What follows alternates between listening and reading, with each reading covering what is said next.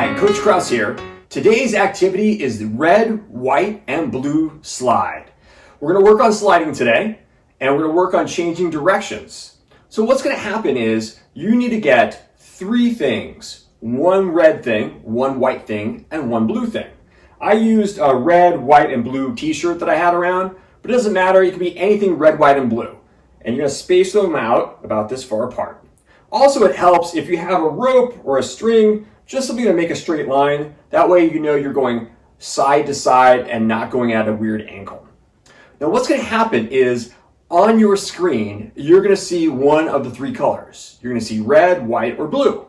And whenever you see that color, you are going to slide in that direction. So let's try it with me, okay? And then before we do it. So right now I'm going to start on the white. I'm going to wait, I'm going to look on my screen, and the screen, it says blue. So I'm going to go slide to the blue one.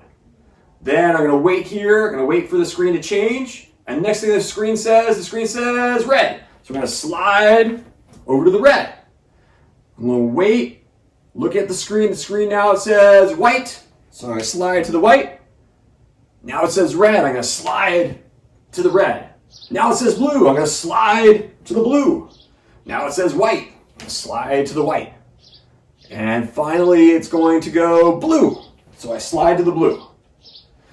Remember when you're sliding, you're keeping your body facing forward, shoulders, hips, knees, toes facing forward, and I'm stepping to the side and then putting my feet together.